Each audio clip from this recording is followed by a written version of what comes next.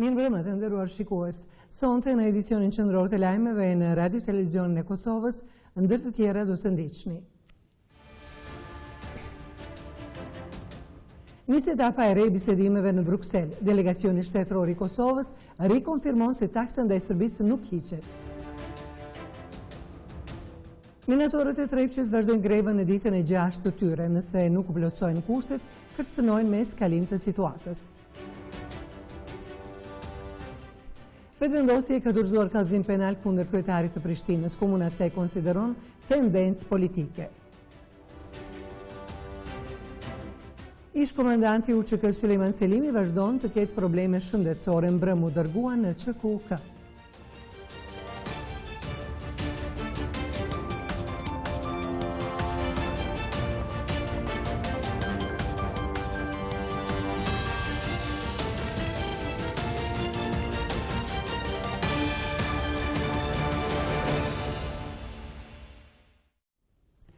Nisim tani lajmet më gjërësisht.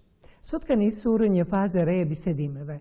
Në Bruksel është zhvilluar një takim ndërmjet delegacionit shtetëror të Kosovës për dialog me Serbinë dhe përfaqësuese së lartë të Bashkimit Evropian për politikat e jashtme dhe politikat e sigurisë, Federica Mogherini. Pas takimit, Mogherini tha se është e domosdoshme arritja e një marrëveshje për normalizimin e plotë të marrëdhënieve ndërmjet Kosovës dhe Serbisë. Ndërkaq që kryesuesit e ekipit negociator Shpend Ahmeti dhe Fatmir Limaj, sa i përket taksës, thanë se taksa nuk hiqet pa ndryshuar politikat serbe karshi Kosovës. Përfaqësuesit e delegacionit shtetëror për dialog paralajmëruan fazë intenzive në procesin e bisedave me Serbinë, ndërsa njëri nga bashkëkryesuesit, Shpend Ahmeti, nënvizoi se delegacioni ka tani përgjegjësinë që ta negociojë marrëveshjen me Beogradin në konsultim me krerët tjerë shtetëror. Ishte kjo vizita e parë e ekipit negociator në Bruksel dhe takimi i parë me zyrtarët evropian, përfshirë edhe përfaqësuesen e lartë të BE-s Federica Mogherinin, e cila në komunikatën e lëshuar përsëriti se urgjentisht duhet të revokohet vendimi i qeverisë për taksat në mallrat e importuara nga Serbia dhe Bosnia-Hercegovina. Ahmeti bëri të ditur se bashkëbiseduesve evropian ju ka bërë të qartë se vendimi i qeverisë është pasojë e fushatës agresive të Serbisë, e cila ka kulmuar me tentimin e antarësimit të Kosovës në Interpol. Mirë po taksa, sipas Shpend Ahmetit, është i vetmi instrument që e ka Kosova në politikën e jashtme që t'i bëj presion Serbisë. Bashkëkryesuesi i delegacionit, Fatmir Limaj, konfirmoi qëndrimin se nuk do të ketë më dialog për tema të veçanta dhe se të gjitha çështjet e hapura duhet të jenë pjesë e një marrëveshje gjithëpërfshirëse me Serbinë, e cila do përfshijë edhe njohjen.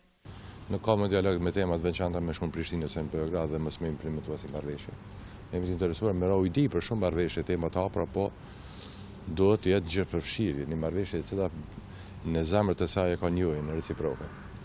Epilogu është njohja e Republikës Kosovës dhe me Republikën e Serbisë, antarësimi nuk i bëll dhe njohja e 5 vendeve të Bashkimit Evropian. Të shprehim gatishmërinë që të ulemi dhe të diskutojmë për të gjitha temat e hapura në mes të Republikës Kosovës dhe Republikës së Serbisë, të cilat do të çonin të një marrëveshje gjithëpërfshirëse, natyrisht kushti primar i kësaj është njohja reciproke. Edhe nga zonja Mogherini na u bë qartë se po punohet në atë drejtim, pra marrëveshja e cila potencialisht mund të arrihet, me të vërtetë do të ishte marrëveshje e quajtur ajo normalizuese. Raportet në mes të Kosovës dhe Serbisë janë jo normale, ndërsa ne jemi këtu që t'i kthejmë gjërat në normale, u shpreh Limaj, duke nënvizuar se pala kosovare ka prezantuar listën e kushteve, të cilat Serbia duhet i përmbush në mënyrë që të krijohen kushtet për vazhdimin e dialogut. Sikur Limaj, ashtu edhe Ahmeti nënvizuan se i kanë thënë Federica Mogherinit se Kosova në dialog tani do prezantohet me ekip e jo me individ. Lidhur me ecurinë e bisedimeve dhe kërkesën për heqjen e taksës ndaj produkteve serbe, për RTK nga Brukseli është deklaruar zëvendës kryeministri Fatmir Limaj. Me kryesuesin e ekipit negociator ka biseduar me telefon kolegja Blerta Fonici Kabashi. Po, zoti Limaj, Mogherini tha se e ka shfrytzuar edhe takimin e sotëm për të kërkuar heqjen e taksës. Si jeni përgjigjur ju si ekip negociator i Kosovës? Ne e paraqitëm qëndrimin e vendit tonë që po të ardhë deri te normalizimi edhe në citatën e taksës duhet të pushojnë arsyet që ka siguruar Kosovën për të marrë një masë të tij. Pasharoni Serbia deri më tani ja përmendën janë diku një 15 fakte që janë po të njëjta sikur taksa jonë të cilët ka ndërmarrë në vitet me ndër vite pa ndërprerje dhe Kosova asnjëherë nuk ka reaguar me shpresën që qeveria serbe do të kuptojë dhe do të tërhiqet nga pozicionet e saj penguese nga në Kosovën dhe qytetarëve të saj. Duke parë që Serbia jo vetëm që nuk ka ndarë, por ka shtuar masat e saj penguese si në çakullimin e mallave të njerëzve dhe në aspektin e agresivitetit diplomatik, Kosova ka qenë e detyruar ta marrë një aktiv dhe taksa në Kosovë duhet të shqyrtohet si mos mbrana zgjidhje në mbrana të marrëveshjes gjithë përfshirë e cila boshte gjithsaj është njoja e Kosovës nga Serbia. Mirë, zoti Limaj, pra sot ishte vetëm takimi i parë dhe ishte takim njohës, por sa po e parashin të vështirë procesin tutje dhe apo e parashin një fundi në fakt? Shqoni, ne duhet të jemi ma mirë këshëmë duhet të jemi kujdesshëm në veprimet tona. Procesi një marrëveshje finale për cilën ne pretendojmë me Serbinë nuk është i lehtë. Ka shumë probleme, ka shumë dilema rrugës, mund të kenë shumë situata pa këndshme rrugës, si të që tjetë, ne sot të jemi avë e me të regu nga dishmërinë e Kosovës. Që edhe kjo është detyra jo përësore. Shteti Kosovës është i gatshëm dhe ka demonstruar vullnetin e vetë në Bruxelles, që është e gatshëm me ule, me bashkëbisedu seriozisht për të mbyllur gjitha temat e hapura me Serbinë dhe për të hapur një perspektivë dy vendeve tona po dhe rajonit. Kjo është angazhimi ynë. Natyrisht, kjo nuk varet çdo gjë nga ne. Ne kemi po gjithashtu të qartë, ne jemi të vatshëm ulë për një marrëveshje e cila konsolidon dhe forcon shtetin e Kosovës. Paskush nuk duhet ta sheh gatishmërinë dhe demonstrimin e vullnetit të Kosovës si diçka të ngutshme, të domosdoshme. Për sa është e nevojshme ne të pas një marrëveshje me Serbinë, besoj dyfish më shumë është interesi në Serbisë të ketë një marrëveshje me Kosovën, dhe kështu duhet parë. Shpresoj që atje do të vizitojnë zërat e arsyes dhe me ndihmë të ndihmuar nga miq dhe partnerë tanë, ne do të arrijmë një marrëveshje që përfundimisht do ta përmbyllte temën e hapur mes Kosovës dhe Serbisë dhe me hap perspektivë euroatlantike të dy vendeve tona. Zoti Limaj, atëherë unë ju falenderoj shumë për këtë linjë të drejtë për drejtë nga Brukseli. Pas raundit të bisedimeve në Bruksel ka reaguar edhe presidenti Hashim Thaçi, i cili e përgëzon delegacionin shtetëror për prezantimin korrekt, unik dhe profesional në kuadër të fazës përfundimtare të dialogut Kosovë-Serbi. Njohja e Kosovës nga Serbia dhe antarësimin e Kombeve të Bashkuara është objektivi ynë. Marrëveshja përfundimtare dhe gjithëpërfshirëse në mes Kosovës dhe Serbisë do të sjellë më shumë paqe e stabilitet për vendet tona dhe për tërë rajonin, ka shkruar presidenti Hashim Thaçi në Facebook. Kryetari i Kuvendit të Kosovës, Qendrore, ka rikonfirmuar mbështetje për ekipin negociator, ndërsa ka theksuar se marrëveshja finale me Serbinë do të votohet në referendum nga qytetarët e Kosovës. Veseli bëri thirrje për unitet në interes të shtetit me theks të veçantë për marrëveshjen finale mes Kosovës dhe Serbisë. Kosova është e gatshme dhe vendosur për dialog me Serbinë. Ne nuk do të lejojmë asnjë rezultat që do pson integritetin e shtetit të Kosovës. Ne hymë në dialog për ta fuqizuar edhe më shumë shtetin e Kosovës dhe do të arrijmë këtë pa asnjë mëdyshje, ka shkruar Veseli në Facebook. Për taksën në 100% ndaj produkteve serbe ka folur sërish kryeministri Ramush Haradinaj. Ai tha se qeveria e Kosovës është e interesuar ta heqë sot taksën nëse Serbia e njeh pavarësinë e Kosovës. Në të kundërtën, ai tha se taksa do të mbetet në fuqi. Këto komente Haradinaj i bëri pas takimit me ministrin e Tregtisë dhe Industrisë, Endrit Shala. Taksa 100% hiqet kur Serbia ta njeh shtetësinë e Kosovës. Kështu ka thënë kryeministri Ramush Haradinaj pas vizitës që i bëri Ministrisë së Tregtisë, duke shtuar se qeveria që drejton është e interesuar që kjo të ndodhë qysh sot. Shqyqoni taksa është vendimi i qeverisë vendit. Qeveria vendit vendimin e ka legjitim, i ka deklaruar edhe arsyet pse, pra i kemi informuar këtë qeveritë e vendeve tjera, partner tjerë se është rreziku siguria kombëtare e Kosovës, është mohu të këtij alije me bariera jo tarifore, është pengu Kosova në planin e jashtëm e kështu me radhë. Ne jemi të interesuar me hek sot, nëse na njeh Serbia, sot e hekim. Kryeministri Haradinaj nuk deshi të komentojë deklaratat e presidentit Thaçi rreth tërheqjes së taksës dhe se kush e ka marrë vendimin, duke thënë se janë të ndara rolet institucionale. Na e dojmë shumë presidentin, edhe është presidenti i vendit, na jemi qeveria, na i kryjmë punën tona. Faleminderit shumë.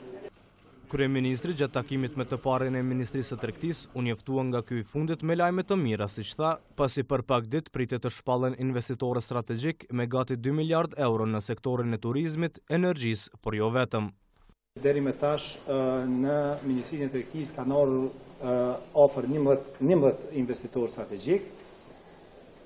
Investime këto që kanë një vlerë përmi 1.8 miliard euro, e që shumë shpejt mas edhe ndryshimeve të fundit të cilet e kemi bërë ne si Qeveria e Republikës së Kosovës, mendojmë që në qysh tash do thotë nga fillimi i muajit të fillojmë edhe me shpalljen e investitorëve të parë strategjik në Republikën e Kosovës. Sa i përket shkarkimit të mundshëm të ministrit të bujqësisë Nena Derikalo, Haradinaj deklaroi se kjo do të ndodhë kur të vijë rendi, derisa për kërkesën e minatorëve të Trepçës tha se kanë të drejtë dhe zgjidhjen do ta gjejnë bashk. Shefi i grupit parlamentar të LDK-s, Abdullah Hoti, e ka quajtur paraqitjen më të dobët të mundshme atë të ekipit negociator sot në Bruksel. Përmes një postimi në Facebook, Hoti ka thënë se ky ekip negociator është thjesht dekor për të maskuar legitimitetin e koalicionit të panit. Ndërkohë, në një konferencë për media, Lidhja Demokratike e Kosovës tha se është për një dialog ku Serbia e njeh Kosovën. LDK ka qenë, është dhe gjithnjë do të jetë për dialog me shtetet shinje, siç ka qenë për dialog me Maqedoninë, me Malin e Zi dhe me Serbinë. Por LDK është për të mbrojtur shtetin e Kosovës me kufit e shpallur më 17 shkurt 2008, me cilët kufina ka njohur Amerika, Britania, Gjermania, Italia, Franca dhe mbi 100 shtete tjera amike, njohjet e të cilave ky koalicion qeverisës po i humb dita ditës. LDK është për një dialog ku Serbia e njeh Kosovën të pavarur, e jo për një dialog ku Serbia vendos mbi shtetësinë e Kosovës, ku Serbia ja cakton kufit Kosovës. Mbi të gjitha, dialogun nuk mund ta udhëheqin parti, grupe e koalicione që nuk e kanë shumicën e votave në kuvend. Dialogun dhe gjitha proceset duhet të udhëheqin institucionet kushtetuese me mandat e legitimitet të fituar nga votat e qytetarëve në zgjedhjet e lira. Andaj, për fund, mirëpresim caktimin e datës së zgjedhjeve të përzgjedhshme sa më parë.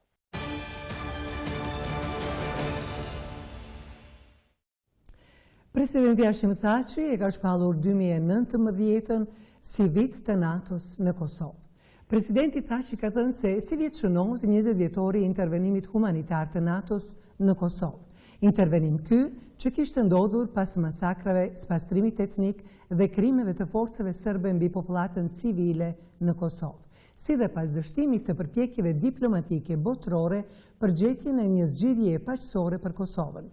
Populli i Kosovës do të jetë përjetësisht mirënjohës shteteve anëtare të NATO-s për mbështetjen e tyre, ka thënë presidenti Thaçi. Në gjysmën e dytë të këtij muaji, Kuvendi i Kosovës pritet të nisë sesionin pranveror ku në rend të ditës do të jetë miratimi i buxhetit në lexim të dytë. Por miratimi i buxhetit varet nga Partia Social-Demokrate e Kosovës, e cila paraprakisht i ka vënë kushte qeverisë, përfshirë edhe largimin e ministrit serb Nena Derikalo nga Ministria e Bujqësisë. Sesioni i ri pranveror i Kuvendit pritet të nisë më 21 janar. Në seancën e parë të Kuvendit pritet që në lexim të dytë të votohet projekt buxheti për vitin 2019. Mirë po, koalicioni qeverisës akoma nuk dihet nëse do të sigurojë 61 vota për të kaluar në lexim të dytë buxhetin, për faktin se PSD, si parti e cila herën e parë i bëri votat për kalimin e buxhetit, bën të ditur se nuk do të votojë në lexim të dytë në rast se nuk plotësohen kushtet e parashtruara nga ta. Dardan Sejdiu përmes telefonit i ka thënë RTK-s se vazhdojnë të kenë këto kushte dhe se pa u plotësuar ato, PSD nuk do të shkojë në seancë për të votuar buxhetin. Sipas Sejdiut, kushti për ligjin për dialogun tashmë është iniciuar nga qeveria dhe ka shkuar në Kuvend. Derisa ka thënë se para se të hidhet në votim buxheti, duhet që paraprakisht të votohet ligji për pagat si dhe ai për qeverinë, i cili parashet që ministritë të kenë vetëm nga 2 zëvendës ministra. Sipas Sejdiut, me 5 kushtet e parashtruara nga PSD, do të ndikohet në menaxhimin më racional të më shumë se gjysmë miliardi euro, të cilat aktualisht menaxhohen nga Ministria e Punës dhe ajo e Bujqësisë. Ndërkohë, Besnik Tahiri nga qeveria e Kosovës thot se ashtu siç edhe ka premtuar kryeministri Haradinaj, kërkesat e PSD-s do të plotësohen dhe si rrjedhoi buxheti pritet të votohet në momentin që kuvendi fillon sesionin pranveror të punës. Ministri Haradinaj dhe ne kemi pasur disa takime me PSD-n për të trajtuar edhe kërkesat me cilat jemi dakorduar dhe ato janë në zbatim e sipër. Ajo që mund të konfirmoj sot është se ne veç e kemi procesu ligjin për dialog. Ligji për pagave, pakaja reformave në administratën shtetërore, në fakt ajo ka qenë paka shumë e kryme, mirë po kjo ka qenë një shtytje dhe pashtu do të votohet para buxhetit, dhe të njëjtën kohë, domethënë tema të tjera janë në trajtim e sipër në mënyrë që të rrim ashtu siç kemi marrë vesh në marrëveshje me PSD-n. Gjatë vitit 2018, Kuvendi i Kosovës shpeshherë u përball me situata kur kishte mungesë kuorumi për votimin e projektligjeve të ndryshme. Përmbushja e programit legjislativ për vitin 2018 nga ana e kuvendit llogaritet të jetë 42%. Gjatë vitit janë miratuar 75 ligje nga 176 sa ishin të parapara në agjendën legjislative.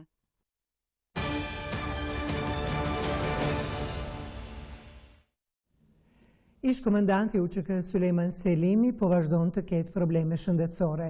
Ai mbrëm nga burgu i Dubravës ku po e vuan dënimin, është dërguar në qendrën klinike universitare të Kosovës. Ndërkaq në media u raportua se ai nesër do të intervistohet në Hag nga gjykata speciale, por kjo është mohuar nga avokati i tij.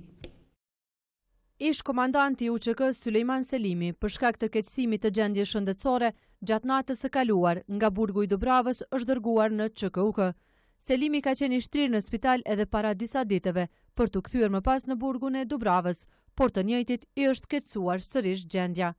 Permanent ka probleme serioze shëndetësore, këto kanë qenë edhe para arrestimit tij për rastin Drenica 1 dhe Drenica 2 që është para 5 viteve, dhe trajtime të shpeshta ka pas edhe në QKUK, në spitalin e Prishtinës, për shkak se është e pamundshme për situata të caktuara që t'i jepet trajtim i duhur mjekësor në burgun e Dubravës. Sa i përket informatave në media, se Selimi është dashur të udhtojë në këtë muaj në gjykatën speciale për të intervistuar, avokati Gashi ka mohuar një gjë të tillë. Ai thotë se ish komandanti i UÇK-s do të intervistohet në të ardhmen, por jo në Hag sikur të tjerët, por në Prishtinë. Jemi në negociata me zyrën e prokurorit special në Hag për intervistim të tij por në Prishtinë, e jo ashtu siç disa mediume kanë pretenduar se ai do të transferohet, do të arrestohet apo çfarë do që do të ndodhë me te, kinse do të transferohet në Hag, kjo është e pavërtet. Jemi në negociata për të përcaktuar një datë të përshtatshme pas përmirësimit të gjendjes shëndetësore të tij për të intervistuar në Prishtinë nga zyra e prokurorit special.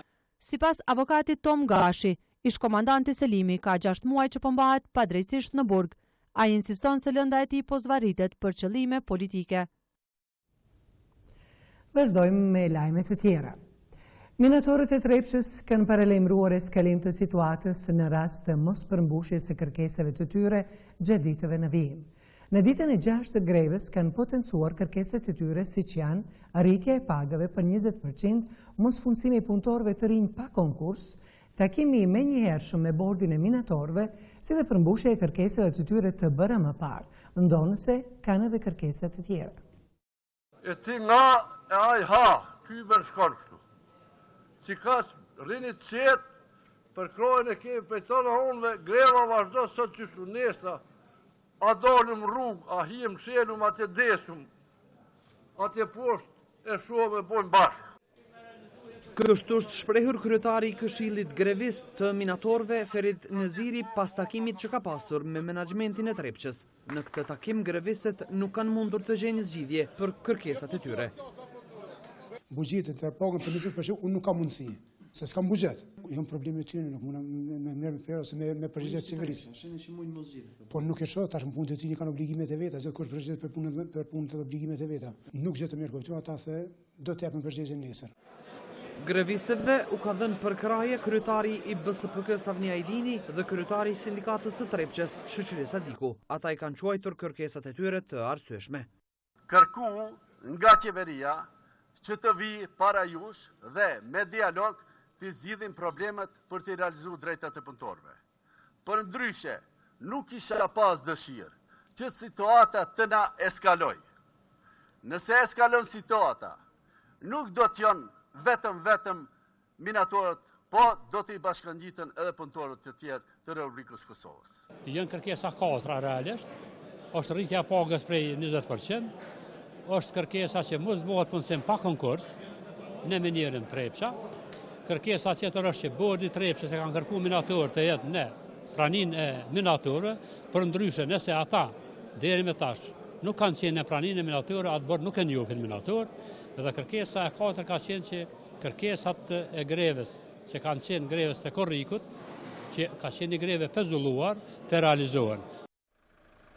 Minatorët kanë kërkuar takim me Ministrin e Zhvillimit Ekonomik dhe Kryeministrin për t'i njoftuar për rrjedhën e curisë së procedurave në lidhje me ligjin dhe statutin. Këta të fundit deri tani nuk kanë dhënë ndonjë përgjigje.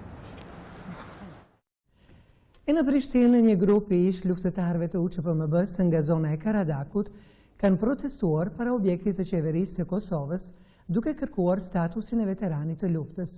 Protestuesit u pritën nga Lajmet Sylla, këshilltari i kryeministrit Ramush Haradinaj, i cili premtoi që çështja e luftëtarëve të Kosovës lindore të zgjidhet në bashkëpunim me komandantin Shefket Musliu.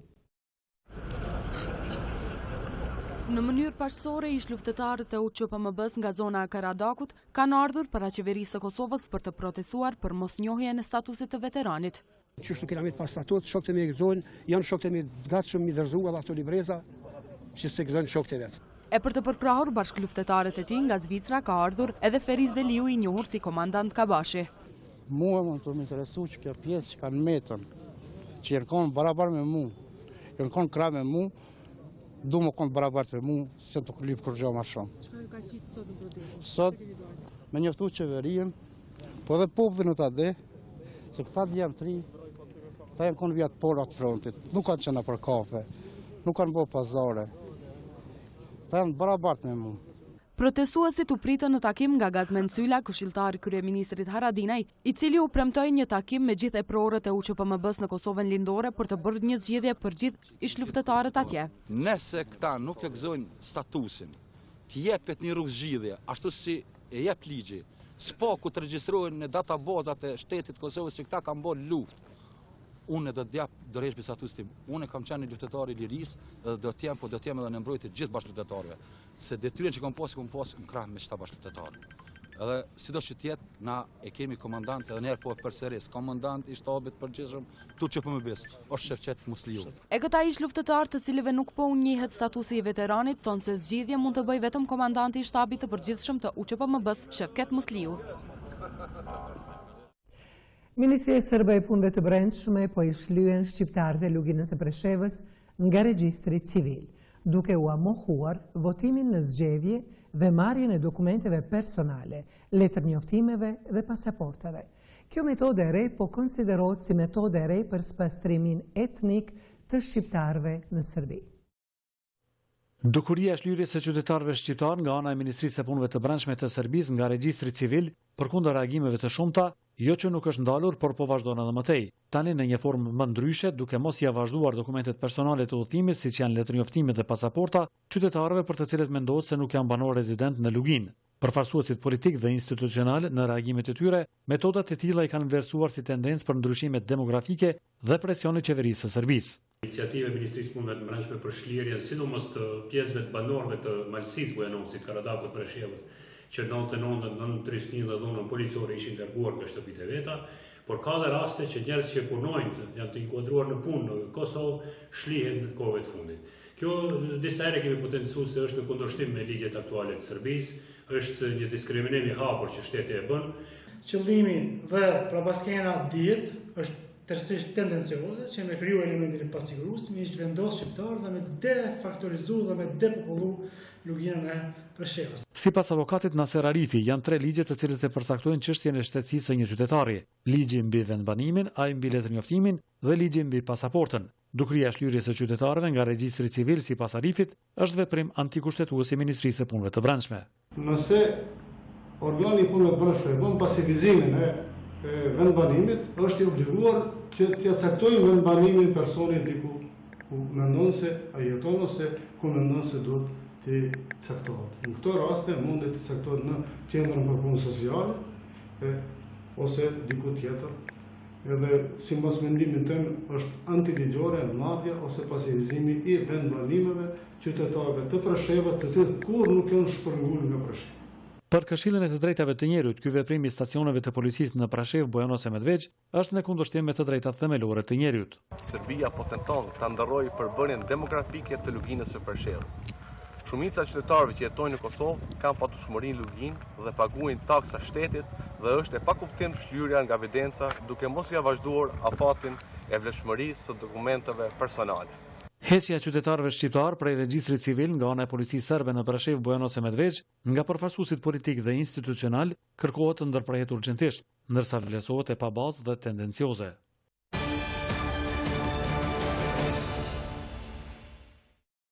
Lëvizjeve të vendosje ka dorëzuar kallëzim penal në prokurorinë themelore të Prishtinës, kundër kryetarit të Prishtinës Shpend Ahmeti. Sipas vetëvendosjes, ky kallëzim penal ka të bëjë me dyshimet për keqpërdorime në vlerë prej 530.000 eurove në tenderët për furnizim me qumësht nga ana e komunës së Prishtinës.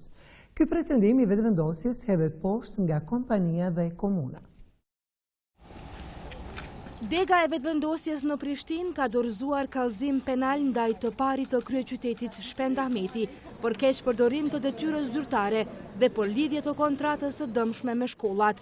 Sipas kësaj partie, vlera e parashikuar e tenderit për furnizim me qumësht të nxënësve të klasave 1 deri në 5 në Prishtinë në vitin 2018 është rritur për 530.000 euro nga ana e komunës, krahasuar me vitin paraprak. Me të njëjtën sasi, në 2017 është lidh kontrata me 200.000 euro, me të njëjtën sasi, me të njëjtën afat kohor, në 2018 është lidh kontrata me 733.698 euro. Dallimi është 533.698 euro. Po ashtu, sipas vetëvendosjes, kompania Abrazen, që ka fituar këtë tender, ka pronar të vërtet vëllëzrit Devolli dhe se zyrtar të tjerë të kësaj kompanie janë të lidhur të gjithë me Devolli Group. Ndërkohë, zëdhënësi i komunës së Prishtinës Adonis Tahiri thotë se komuna nuk ka të drejtë të përzihet në procedurat të prokurimit publik dhe se njoftimet për këtë kontrat janë bërë në kohën kur vetëvendosje udhëhiqte me komunën. Kërkesa për furnizim me qumësht për atë kontrat është bërë në kohën kur ne kemi qenë bashkë dhe drejtoria arsimit ka qenë koke këmbë vetëvendosje dhe njoftimi për kontrat është para ballotazhit. Pra për po të njëjtën kontrat është para ballotazhit atëherë kur ky subjekt sy e vesh ishte ka Shpend Ahmeti. Mirë po kompania e apostrofuar nga vetëvendosje Abrazen si e përfshirë në këtë çështje, kundërshton të ketë parregullsi.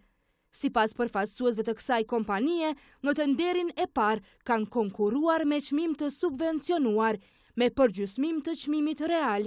Prandaj ka kushtuar 10 cent, ndërsa në tenderin e vitit 2018, ata thonë se çmimi real ka qenë 20 cent për 250 ml qumësht. Abrazen pranon se është e njëjta kompani me Devolli Group, por vetëm me emër tjetër. Të nderuar shikues, këtu po e përfundojmë këtë edicion qendror të lajmeve. Ne ju falenderojmë për vëmendjen tuaj. Mirëmbëngjes.